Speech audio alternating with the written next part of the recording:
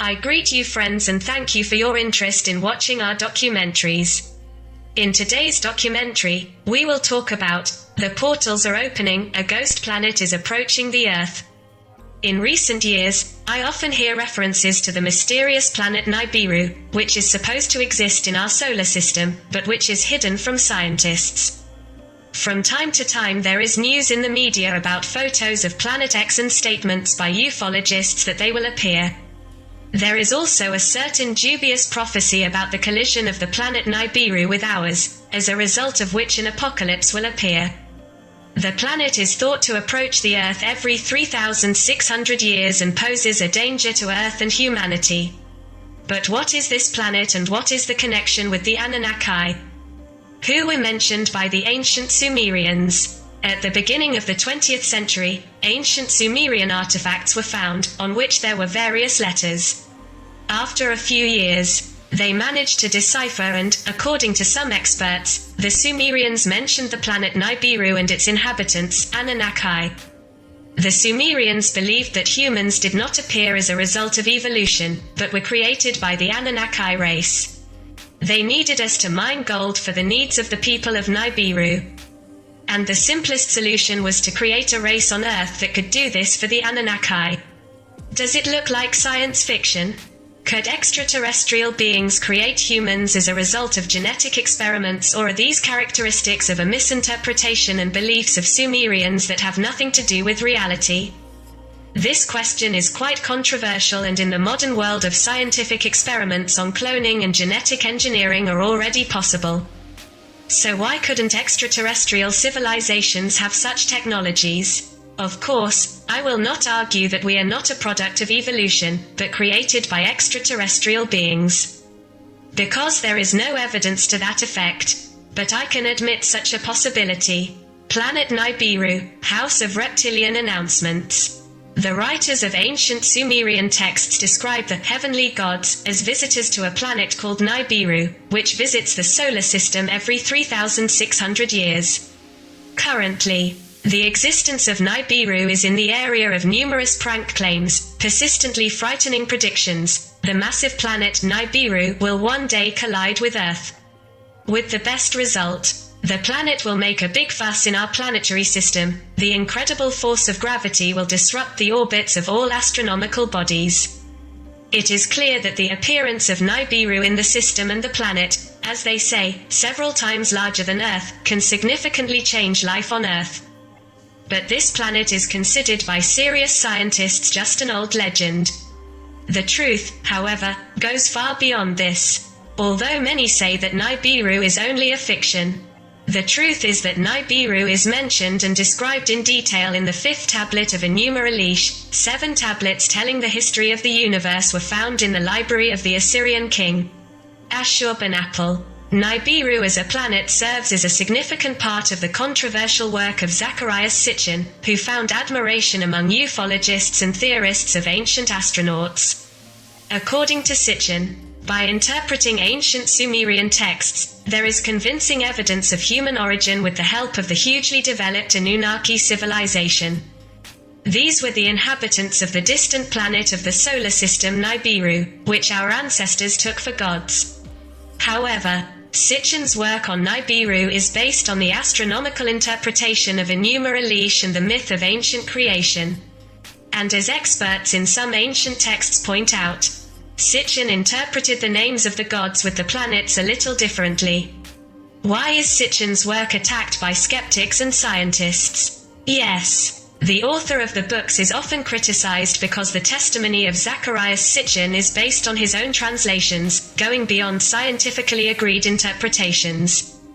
This is why most of his works on Nibiru and the Annunaki are referred to by many in the field of pseudoscience. Zechariah Sitchin described Nibiru according to Sumerian cosmology as the 12th planet.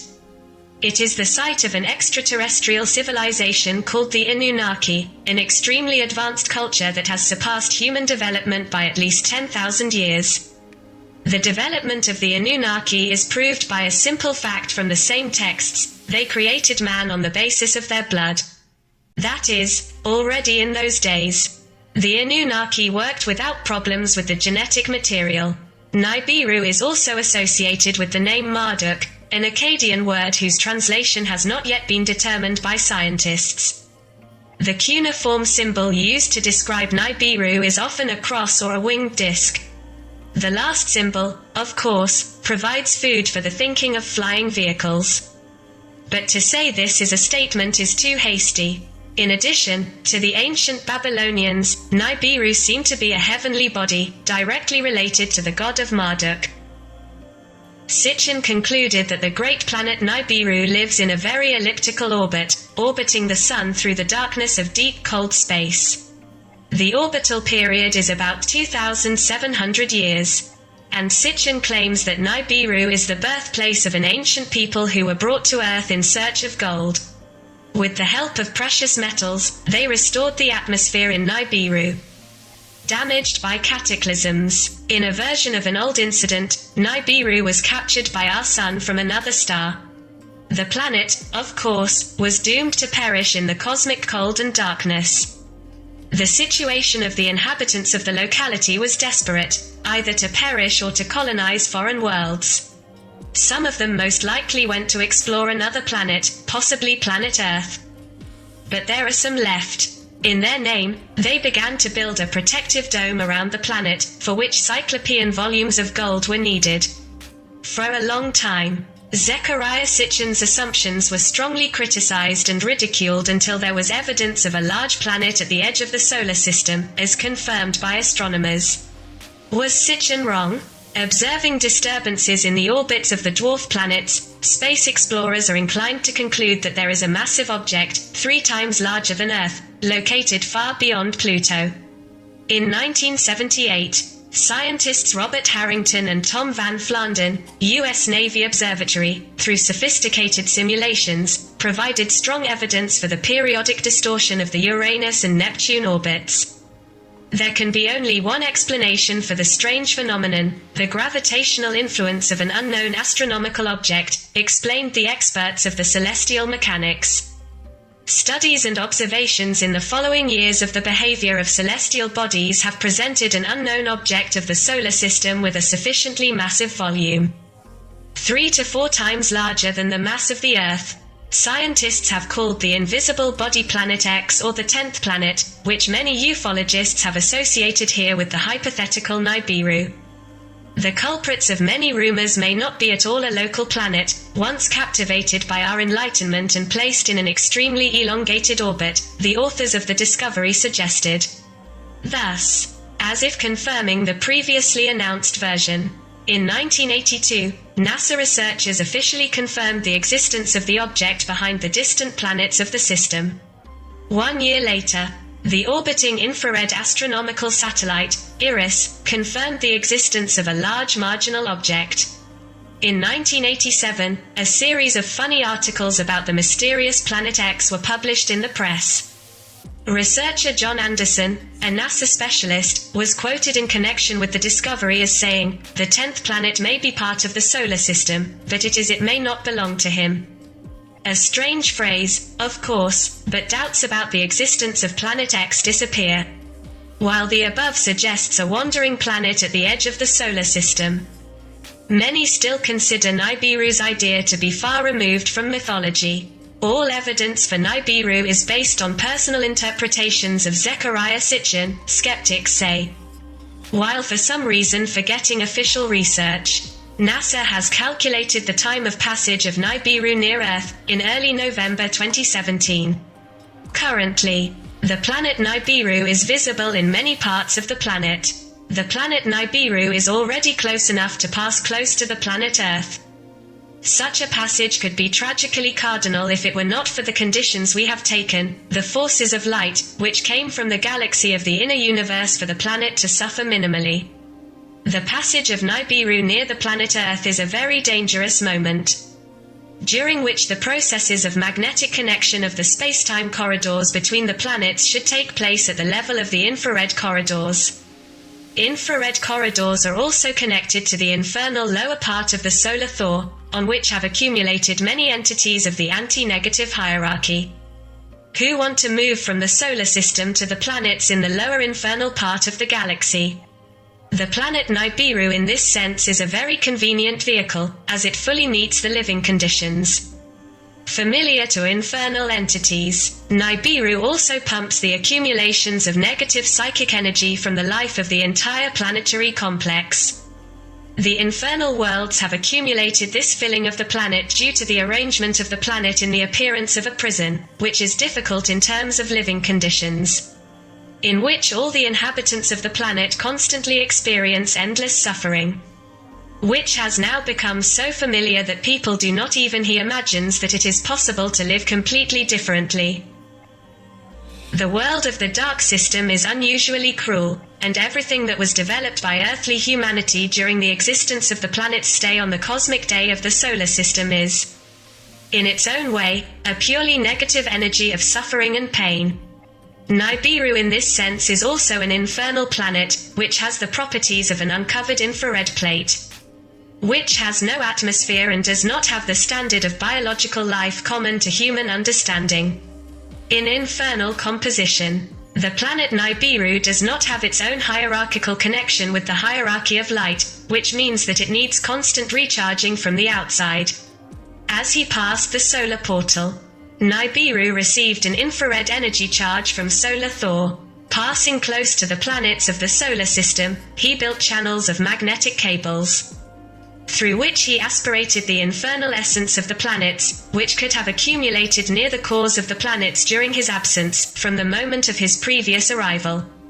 The planet Nibiru has the ability to accumulate energy of infernal properties and then use it for its own purposes for a constant circulation inside the black, the central sun of its system and the solar system. Nibiru's elongated orbit has the properties of opposing the motion of all the planets in the solar system and also penetrates outer space at a 30-degree angle. The very passage of Nibiru inside the solar system has the meaning of a kind of balancing principle. Provided that the forces of darkness have long unbalanced the solar system by killing and destroying several planets, conditions for the arrival of Nibiru, there is a partial equilibrium. Because it can connect only the infrared part of solar Taurus to its intelligent electromagnetic field, and at the height of the penetrating worlds of the inner part of the solar Thor, such a balance is given to the solar system. Thus, two such inclusions, one in the infrared range and the other in the blue-violet range, create a certain aspect of equilibrium in the solar system and prevent it from falling into particles of raw material to return to its original state. The planet Nibiru is currently visible to everyone, and the planet of the mother world cannot be seen, because it has the properties of penetrating radiation, which is not recorded by scientific observation instruments. This state of affairs creates a certain unique period of parallel influence of both the upper forces of light and the lower forces of darkness of infernal reality. Both wings simultaneously influence the planet and create conditions of confrontation, which can end only after the complete passage of Nibiru through the last line, dangerous for earthly humanity. We are on guard. The forces of light and darkness have radically different interests on Earth, but the simultaneous presence of two participants in the fight for the welfare of the planet gives hope and confidence to people on Earth who found themselves in a very difficult and dangerous situation between the two fires. The Nibiru passage cannot be cancelled, but it is possible to radically weaken the influence of this transit on the life of the planet. Of course, it cannot happen that there are no consequences of such a passage at all, but what will happen is quite acceptable for the existing civilization. It is only necessary to monitor the events in terms of mitigating the consequences and losing their lives, restoring those destroyed, rescuing those suffering from catastrophe, mutual help, care for children, maximum peace of mind, lack of panic in general is the only basis for salvation. In a wave of panic, people commit acts that are limited to crimes, and the world needs generosity, exploitation, dedication and determination to endure all temporary adversity to boldly enter the land of the new world and see the new heaven above. Head. Everyone has to go through the most dangerous section of the Great Transition. But the result will be the common and coordinated behavior of all participants in the formidable event. which can be completed completely safely, or can lead to complications that have developed on selfishness and cowardice with content of panic and fear of animals. In any case, humans should know that they are not alone, but behind them is an entire army of the forces of light, which will not allow the forces of darkness to completely unleash all the traps for human souls and will protect the earth from irreversible destruction. Because someone must live in a new age of light, goodness and higher justice. Let them be people with a bright reason and a strong will to overcome their fears and mistrust, in the highest help of the forces of light. These are general words. People need specifics. People have no support for their souls, lost in religious dogmas. Many believe in the end of the world and the apocalypse. Isn't that exactly what Revelation says in this conversation? The rich of this world can hide in the shelters they have both underground and in the depths of the ocean, and even in the air they intend to fly, while whole countries will sink through the earth. As many Hollywood movies have already depicted, who does it live in big cities or on land, in villages, when the waters of the oceans rise or the earth shakes. At present, certain concepts that are different from religious teachings should be accepted. The human soul and the spirit contained in it live forever if a person chooses the light. If the body dies, the forces of light will surely help such a soul and will be able to overcome all the difficulties of the great transition and will again begin to incarnate in the conditions of the new world. If a person has chosen the direction of the light, then he is obliged to show all the signs of serving the common good and, therefore, for himself in any situation. The state of life for others is the only ticket to the new age of light, goodness, and higher justice. All selfish people will go to the worlds where egocentrism is the hell of an eternal war between everyone, and the world is like a prison with a strict order. The world of darkness itself has its prey, and we do not intend to propagate their methods. Those who survive all the terrible events on Earth will see the wonders of the planet's transformation and its sure salvation. The forces of light will do everything possible for this. And the possibilities of the galactic forces of light of the inner universe are endless. Therefore, we cannot say more than we have said. However, as well as respond to the desire to find out about the real time of the passage from Nibiru, we do not have exact data, and NASA, moreover, does not have such calculations. No one is allowed to take into account the uneven rotation of Nibiru and its magnetic leap features, especially provided that the forces of light and darkness are actively involved in the opposition and can correct its advance and ecliptic, as well as its magnetic forces. Nibiru and the planets it passes. Our conclusion: there are some things in history that just don't add up.